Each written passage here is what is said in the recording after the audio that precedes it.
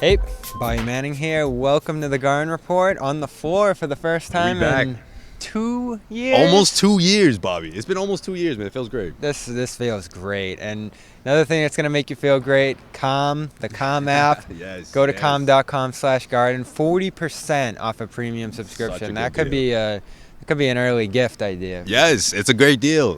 Whether it's Black Friday or whether you're doing early Christmas shopping, hit up Calm. Trust me. Calm.com/garden. Celtics win 130-108.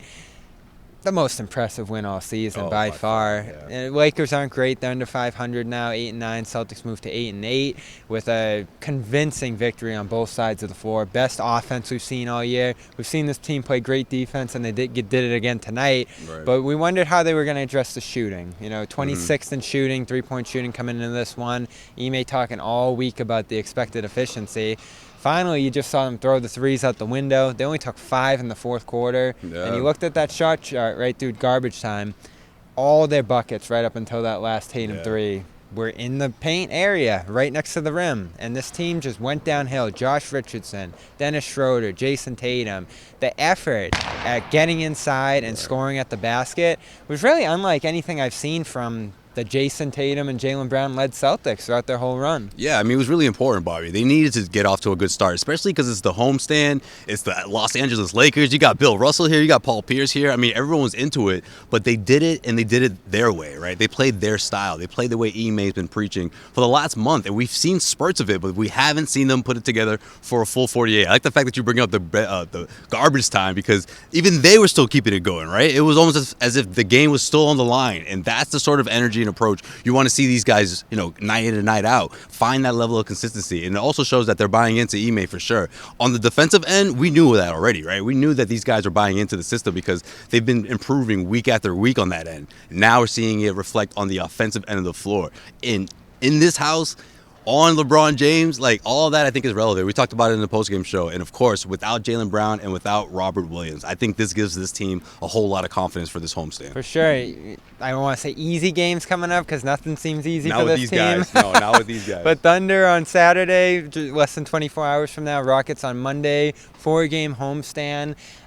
Out of all the players here that I want to focus on, Jayson Tatum obviously had 37, 22 for Schröder in a revenge game, 21 actually, but 22 for Marcus Smart, who I looked up the numbers. You're surprised. Look at you. Bobby's surprised. I looked up the numbers, and I'm surprised because we've never seen him do this. Yeah.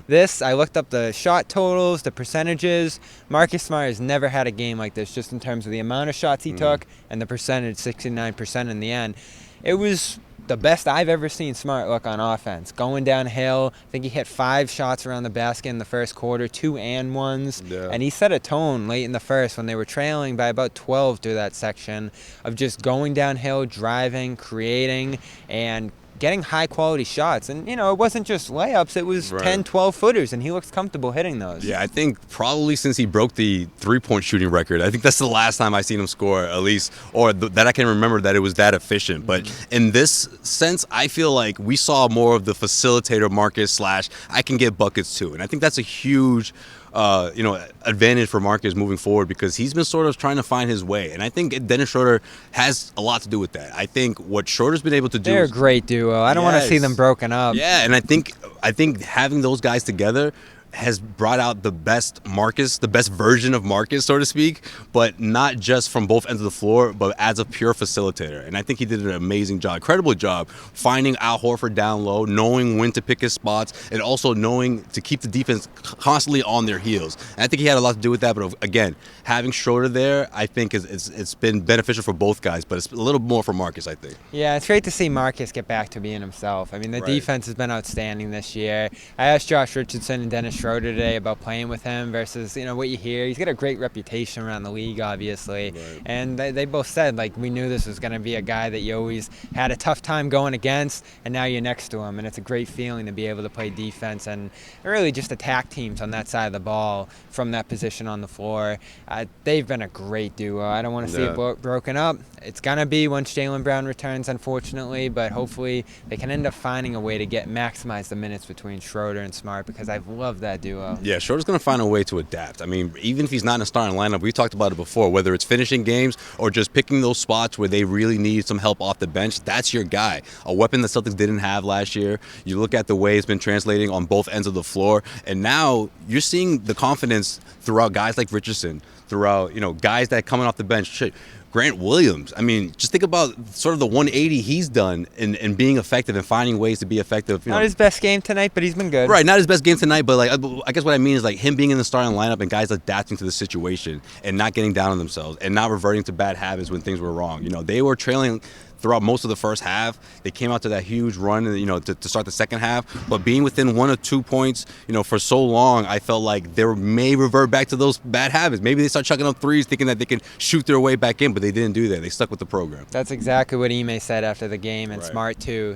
We're a team that usually tries to shoot ourselves back into the game, and we didn't do it this time. Don't settle, because the looks are there. They had the matchup this time.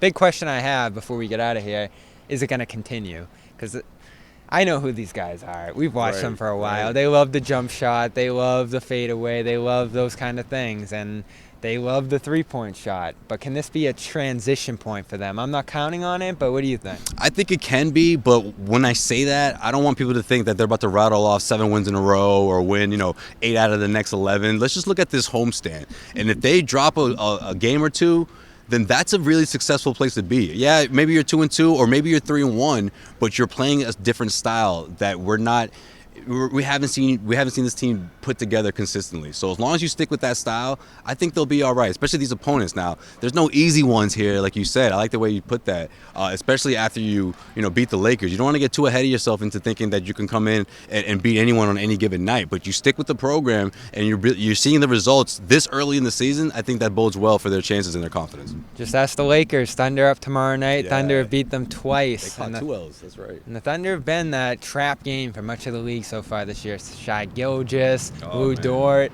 some good players there on a bad team.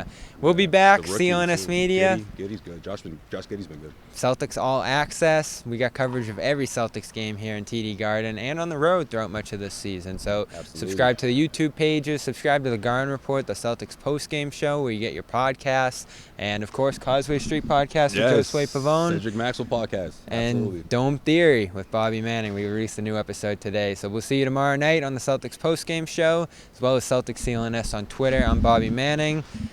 Good night.